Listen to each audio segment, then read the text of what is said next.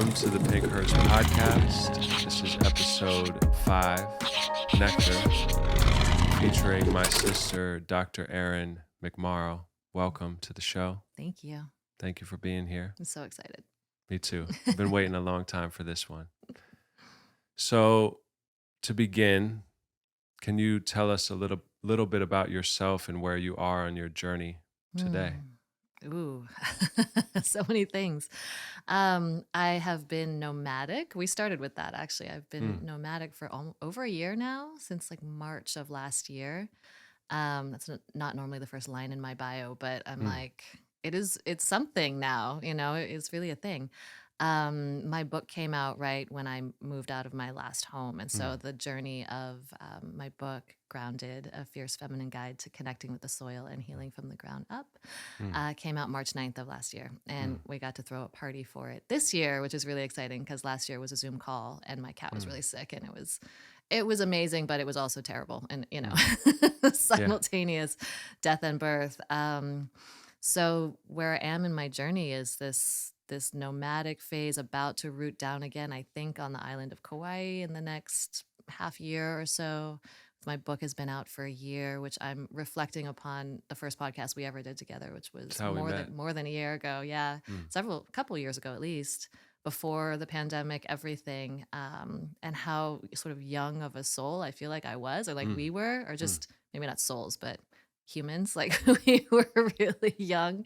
Definitely. The metamorphosis over the last several years, I'm just starting to reflect in. So as far as where I am on my journey, it's like starting to integrate whatever just happened in the last 2 to 3 years to all of us, with all of us, for all of us. And then within my own little journey, it's been a major, major metamorphosis, and just starting to kind of reemerge and create something new. Yeah. Beautiful.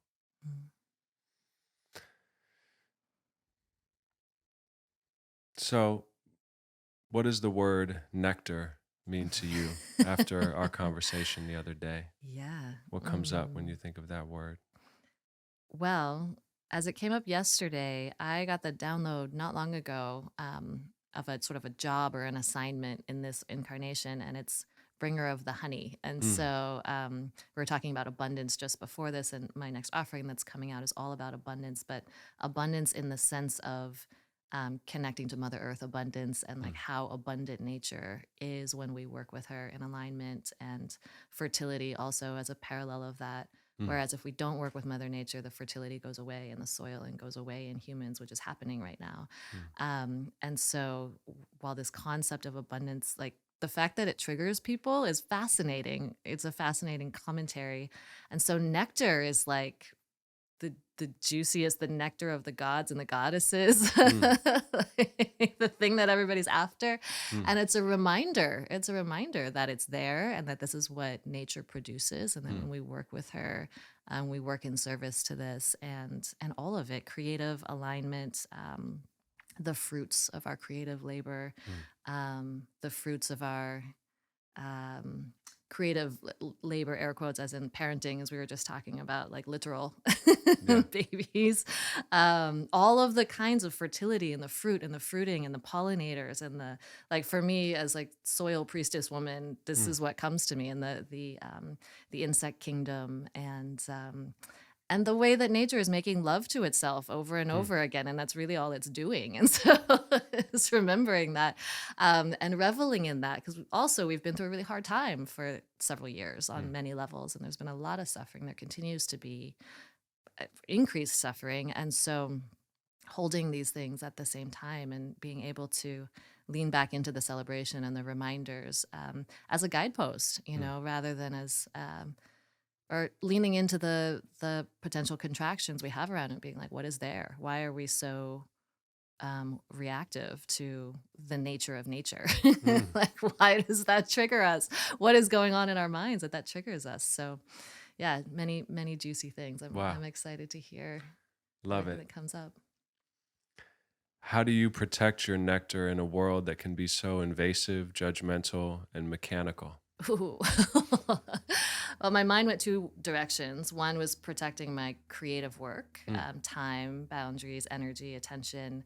And then the other one was protecting my sexual energy. And so there's like, actual practices, and I've gone much deeper into the tantric and Taoist approaches to Mm, sexuality and sexual energy, sexual creative life flow energy, which mm, we are talking about the same thing, really, mhm, just in different manifestations. And so there are actual practices of like grounding in your center of gravity, your sexual energy, protecting with fields, like doing these meditations, doing these like I think it's called the microcosmic orbit. I've just learned mm, not that long ago, actually, but it's like moving sexual energy in such a way that it's not just in our genitals, but that we're mm, utilizing it as a life force in our bodies and that we're being with it all the time.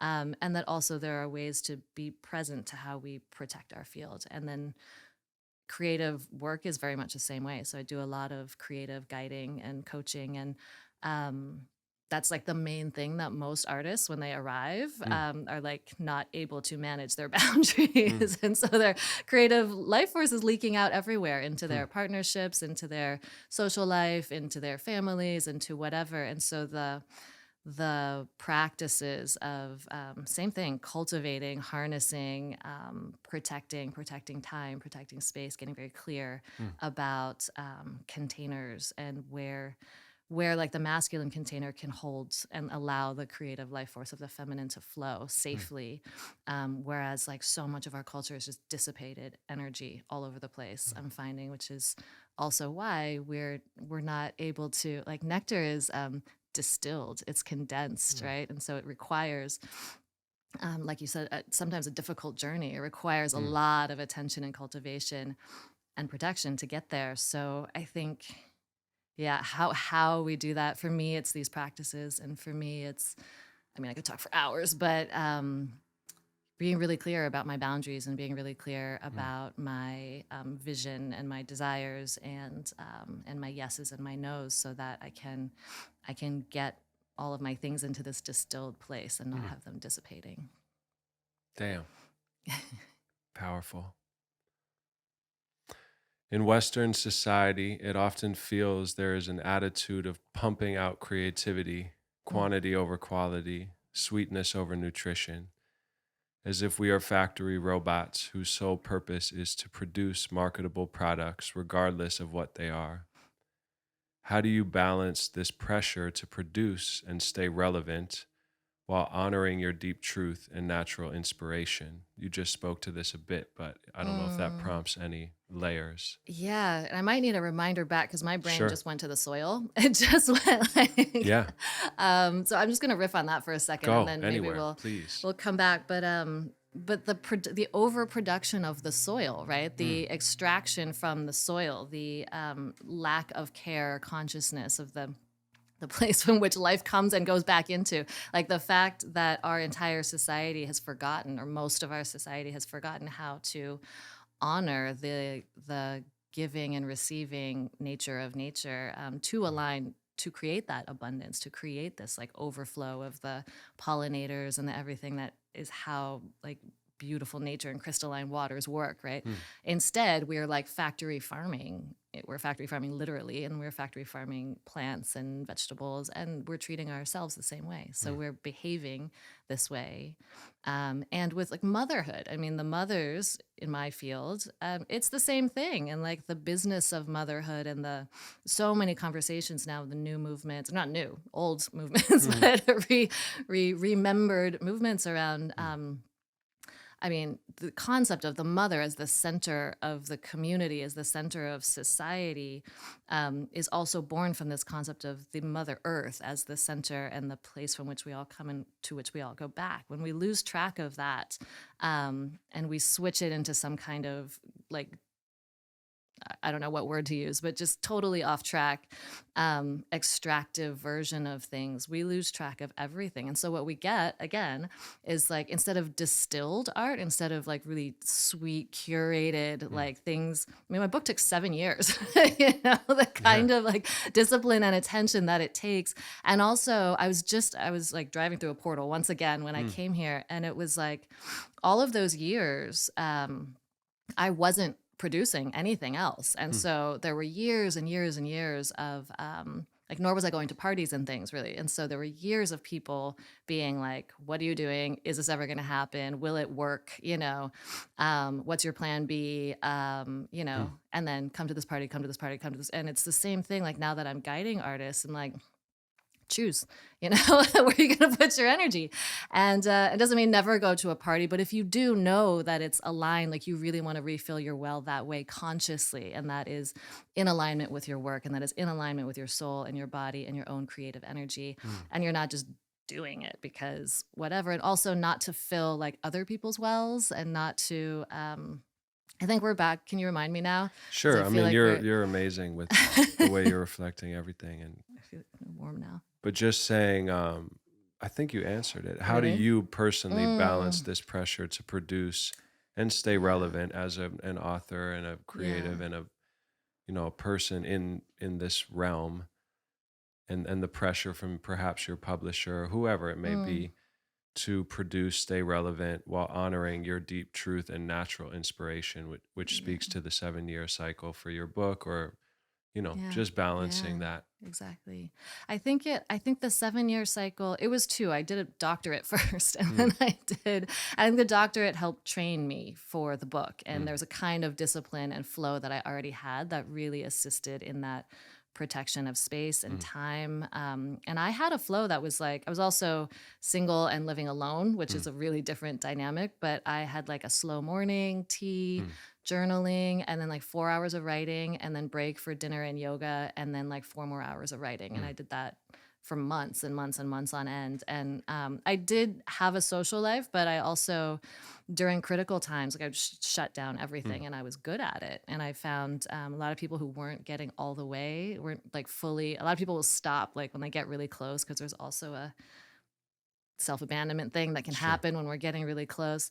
Um, that moment of being like, okay, where this is go time. Like Mm. this is like, and it's full focus. That's actually masculine focus. I Mm. feel it's like singular focus. Where Mm. like you see a cat hunting, it's like nothing, like the world could explode and that thing would still go after like whatever it's got in its sights. Yeah. It's like that. Like this is happening, Mm.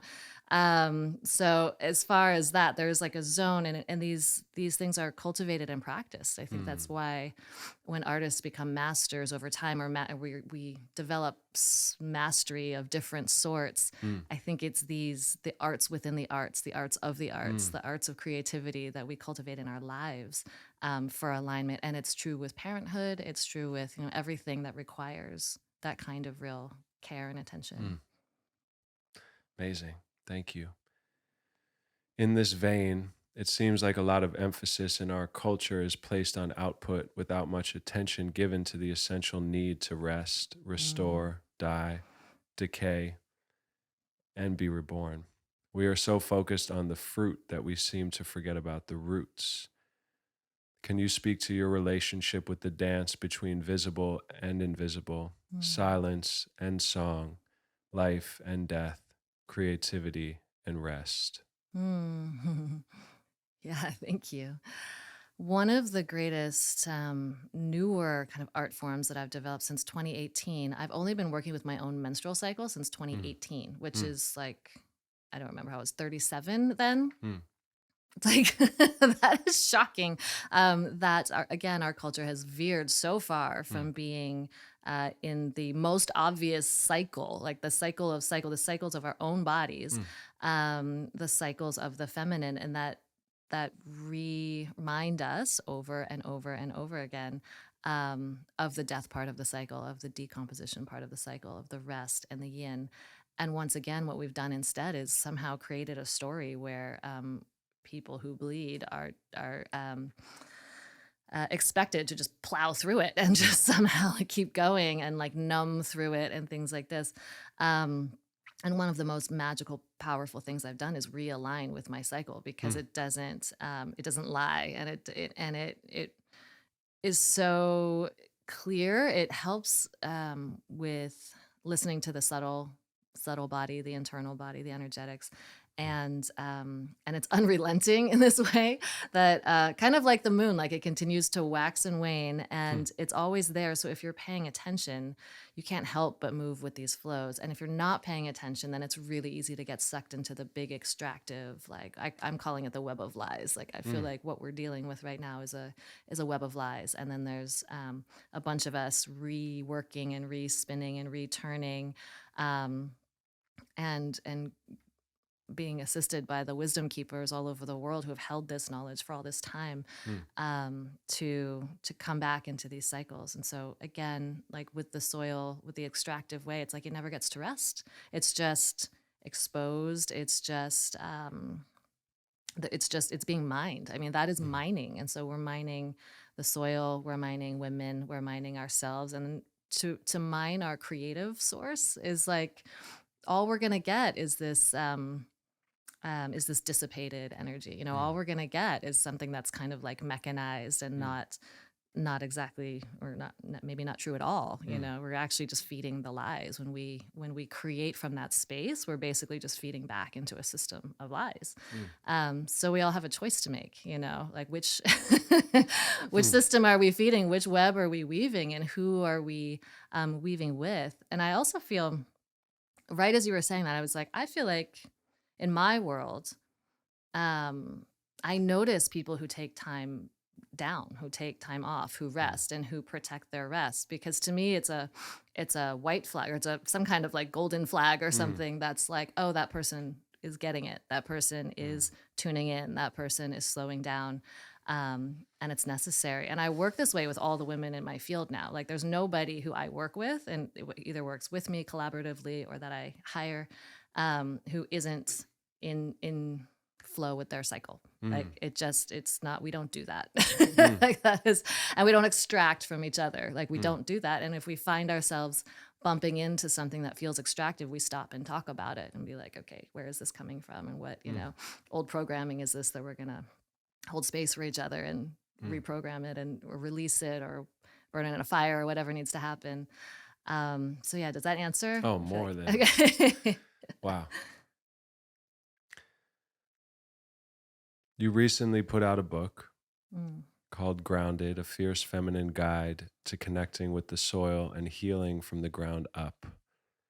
Can you tell us a little bit more about this book and where it came from, the journey it took you on, and where you are now with the book being born into the world and out of your creative womb? Mm. Yeah. Um, there are a few different parts of that. Let me see. Where are we with the book? The book is like a toddler now. Yeah. So it's like doing something different, like since the moment it was born. And every phase also, it had this gestational phase and it had things that it needed. So when, like those 7 years, I was Mm. under, I was in this container with this thing. And then there absolutely was a birth. And my birth, I mean, it's always birth and death together. And mine was literal. And so I had, Yeah. my cat got sick. And that moment, it was like literal birth, death, move out of my old home, like out of the cocoon, like just Mm. total transformation. And then the last just over a year has been this weaving of this nomadic life that Mm. was unexpected. I mean, I knew I was going to like go on a road trip, but I did not know what was coming for me. And then all the way around to its first birthday, like throwing that party for it Mm. was like, it was actually very, very deeply guided by spirit. Mm. And in the abundance theme, like spirit's hand was like, gold dress, snake boots, the best caterer, like photographer, like hair and makeup. And I was like, like it was hard to receive. It Wow. really tested me. I mean, everyone who worked with me on that, like saw it was like on the edge of breakdown the whole Mm. time, which is wild because it was a party with a gold dress, that I could comfortably afford. And Mm. just, I had been living in such a different way for so long. And I still had so many Mm. other sacrifice stories and all these things. I was envisioning like beach blankets and like picnic and BYO, that's like how I've done everything for my whole life.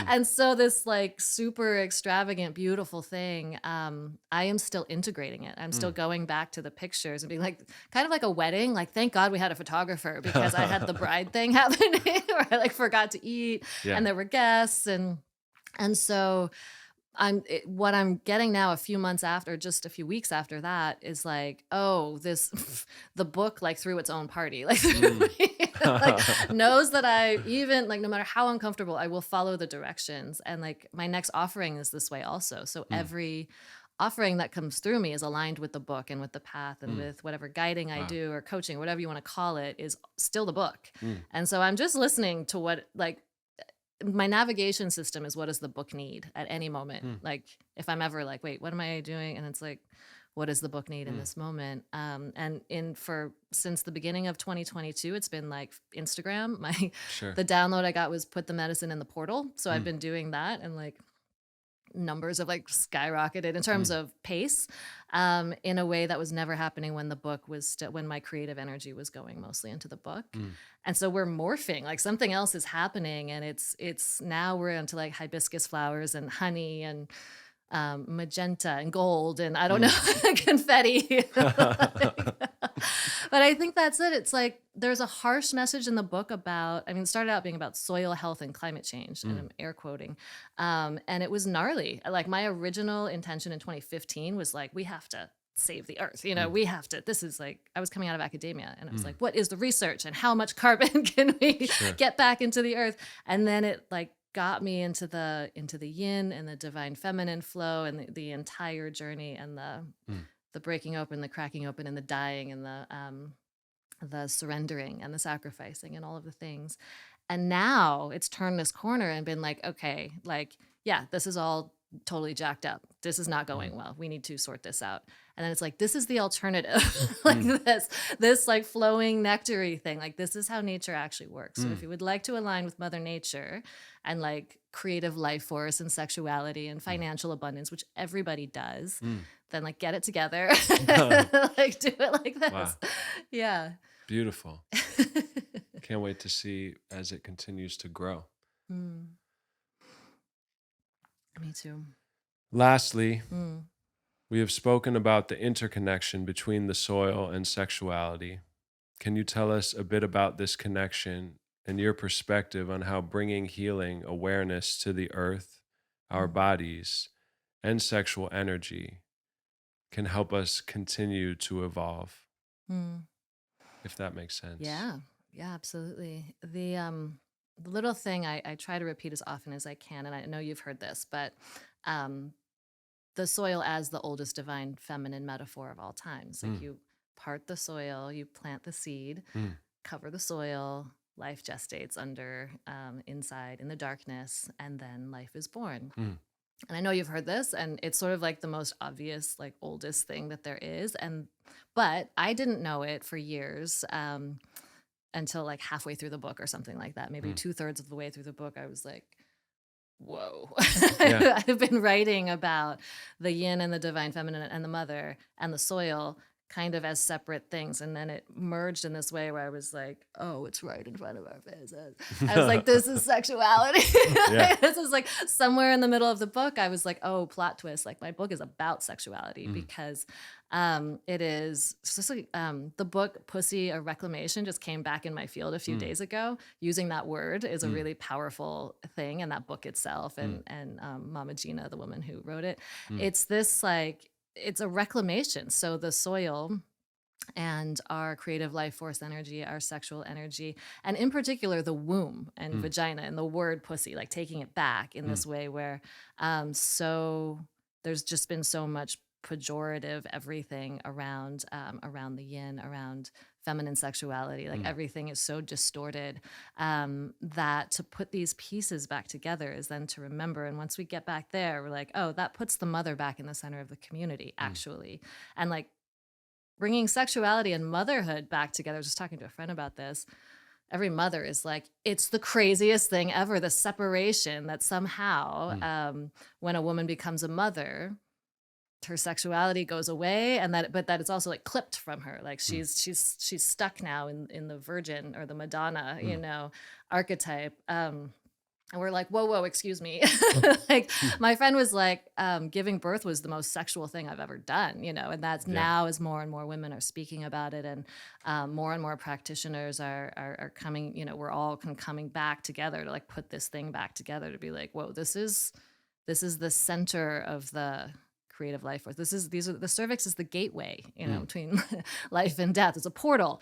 And so like we have got to get ourselves back together, and remember these things. Otherwise, we're just walking again. We're walking around blindly, like giving our energy away, like sending it out, letting it dissipate in every direction. We're Mm. like not focusing our creative, we're not focusing our sexual energy, we're not focusing like, anything, our Mm. attention, our mindfulness, our minds are just going everywhere. So Mm. um I mean, again, a topic that I could go on Yeah. around for a long time, but I think the tantric and the Taoist paths are really rich and coming back. Thankfully, a lot of people are getting they are getting curious because they're kind of over it too. Everyone's a little bit like Yeah. unsatisfied with the way we're doing it, and there are Mm. pieces missing, and that's why. So I think um yeah, and again, I feel like I've taken kind of a dry path, but like there's a juicy path. It's Mm. like when we get there and we get into these practices and we have we rekindle these things with our partners, and we Mm. rekindle these birthing practices with communities, and we weave community with land, and Mm. we then have clean air and clean water and crystalline water and things for our babies, Mm. and then time and space for music and for creation and creativity, and honoring the boundaries and the spaces of different people. A lot of my mother friends are figuring out how to write their books or do their Mm. things. Like, how do we honor that too? How do Mm. we not extract from the mother on every level? Mm. Um, so yeah, I think Beautiful. Yeah, it's so much healing that needs to be done, Mhm. and even feeling in my own blood like ancestors and like a shame that emerged when you started saying certain words. Like I Mhm. could feel this heat rising, but then I'm there watching myself and being like, wait, who's that? Because I'm good, I'm chilling, but there's like this like Yeah. it's fascinating Yeah, how deep it there's goes. that witch wound. There's like this thing that was I happening when I remember first yeah. started years ago. It was like hand on the throat is what it would feel like. Now, in the last few months, it's been whenever I hear whenever I hear the voice, how dare she? And I've heard Hmm. it a lot in the last 2 months or so. I'm like, I'm on the right path. Wow, Keep navigating into that reminds how me of our dare she. talk this morning about the voice that you hear often. Mm. Hmm.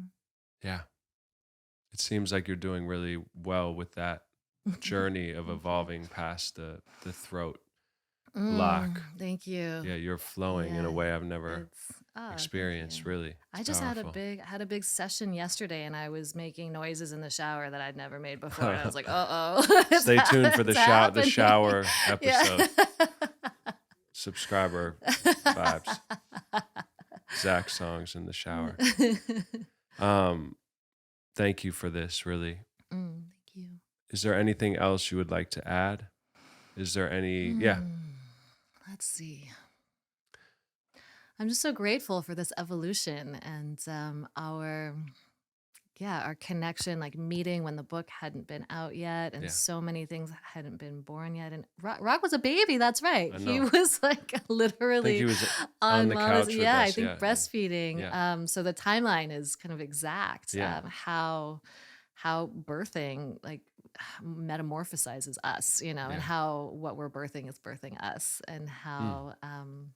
how we've walked and woven through these years of total weirdness of like Mm. complete expansion contraction, I don't know what, but the whole rearrange and the fall apart, and we're not going back together. I mean, we collectively are not going back together the way we were at Mm. all. Like this is, and clearly we're in a new situation.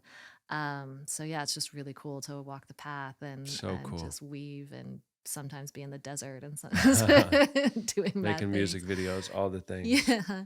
One last thing that just came up on that Mm. note of what we were just discussing is shame, which Mm. I wrote about and talked about in the beginning of this episode. But just curious about your Mm. relationship with that and practices to continue walking through shame. Like, even being such a sensitive, hypersensitive minded person, I find myself to be hearing the echoes of things that I said, and then I just trip myself up. Shame completely Mm. can paralyze me if I'm not careful, and feeling like I'm getting a lot better at severing Mhm. that and staying true, and really, like Rumi says, stop wasting time greeting people. Mm-hmm. which is one of my favorites because that idea of like the shallow approval or hello, who it doesn't really Mm-hmm. matter. Right. No matter what you do, people are going to judge you. Mm-hmm. Yeah. But if there's anything around shame before we close that Hmm.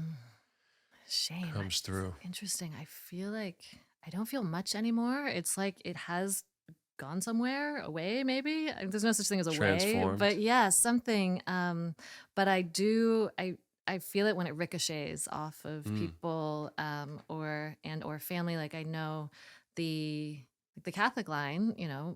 Beautiful people in my family, and the line of shame and guilt that has run through that belief system that mm, I don't prescribe to.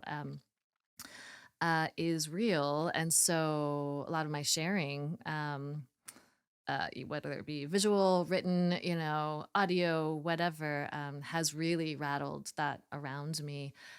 So I've done a lot of work around not being silenced by other people's shame, and mm, like whether they're doing the work or not is not up to me. mm, Um, I just got a comment on Instagram from somebody that was like my one of my king posts, but it mm. clearly and I can see, like I can see, and so I'm like, rattled your cage, gotcha. Yeah. I got it. You're reacting.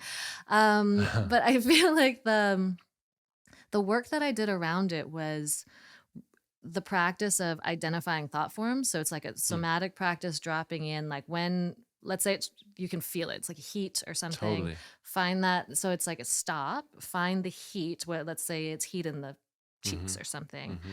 And the practice is to then let that feeling have a voice and speak into it from I. Mm, So you can do this privately or with somebody holding space, where so it'll say like, I am uncomfortable. mm, I want to run out of the room. mm. I'm gonna die. And usually it's stuff like that. And just like letting it speak. And then you can actually, as it speaks, like you're identifying thought forms that are in there Mm, somewhere. So those mm, thought forms are telling a story that mm, you're not necessarily fully conscious of until you give it a voice. mm, When you do that, I run it through the Byron Katie work. That's mm. like the is it true? So if it's like, I am going to die, and then it's like, is it true? And it's like, maybe, but like, can you absolutely be sure that it's true? And it's like, no. And then there's a series of questions that you then go through and like work with that thought form, see how it makes you feel, see how the reversal makes you Mm, feel it in your body. And then there's a self-forgiveness exercise that was taught to me by my coach, Alyssa Nobriga, through University of Santa Monica. That is like, I'll just say it so people have yeah. it. I put my hands on my heart and I say, I forgive myself for believing in the misunderstanding, and then fill in the misunderstanding. So I forgive myself for believing in the misunderstanding that I'm going to die. Mm, The truth, if I share, the truth is, I'm not going to die if I share. The truth is, I may be more empowered if I share. The truth is, it might feel really good to share. The truth is, I can share. mm. And that's it. And the forgiveness just is incredibly, not just, the forgiveness is incredibly powerful because it heals into the future and the past. It's Mm. there's some kind of quantum healing thing that happens that's like, that moves in directions. So it seems like a small practice, but self-forgiveness over and over and over again is clearing fields Mm. and clearing lines and clearing ancestral lines, is the way that I've come to learn it, understand it. So I Wow. use that. And the same coach, incredible coach, she says she still does like self-forgiveness is like 15 minutes a day, like Mm, just like a shower, it's just like a energetic mm. cleansing that really keeps. When I met her, I was like, this woman is one of the most clear energy auras or whatever you want to call it that Mm. I was like, this woman is clear. Like, I Mm. don't know what is going on here. You don't meet many clear people. Yeah. So yeah, that's what I've been working Powerful. with. Yeah. Thank you. No, come. So this will be continued hopefully for many lifetimes, this Mm-hmm. conversation. 100%. Is I would love to leave people with clear ways that they can connect with you, Mm, get your book, yeah. follow you, Yeah. sign up for courses, etc. Can you let our wonderful listeners know more about how to be in touch with your world? Definitely. My website is erinmcmorrow.com. It's easy, just my name. And also my Instagram is Dr. Erin McMorrow. Hmm. And everything is there. So my link tree is in there. That'll take you to the book, and on the website. So either portal that you go through, everything is connected. You can find the book. If you do read the book and love it, please leave a review. It's very, very, very helpful and very much appreciated. And any courses that move through, offerings, those all move through those two portals. So yeah. Beautiful. Thank you. And thanks to everyone for listening. See you guys soon. Love.